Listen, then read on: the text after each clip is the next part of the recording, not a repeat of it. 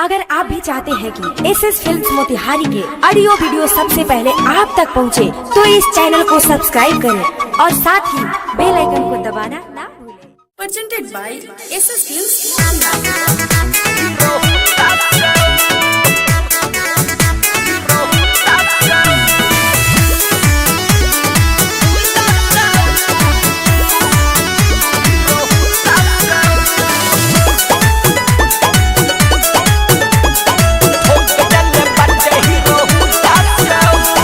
रहे स्कूलवा के छुट्टी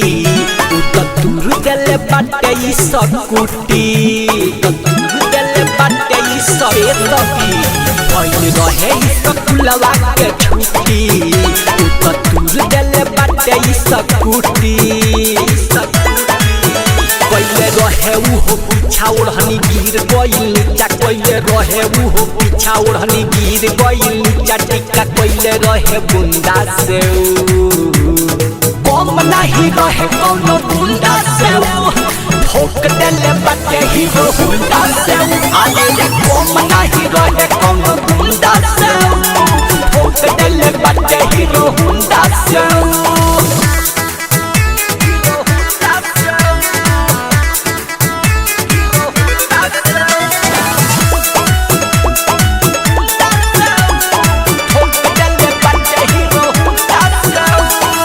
हमरा के अखियाऊ मारत रहे सोना जानू तम हवे पकहे सखी रे वो कदा के दिहनी ना लहे लाइन मारत रहे उ जहे तहे ए सखी हमरा के अखियाऊ मारत रहे सोना जानू तम हवे पकहे सखी रे ओ कदा के दिहनी ना लहे लाइन मारत रहे उ जहे तहे उजर पिन्ही के सवट रहे मोछ ऐठत उजर पिन्ही के सवट रहे मोछ ऐठत गाड़ी नंबर रहे हो पर कम नहीं रहे कौनो गुंडा से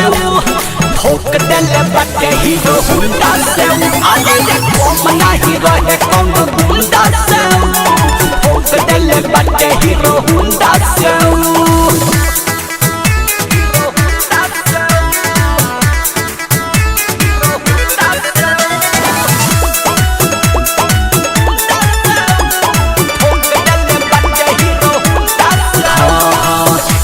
तानियो कदा घरवा के पाता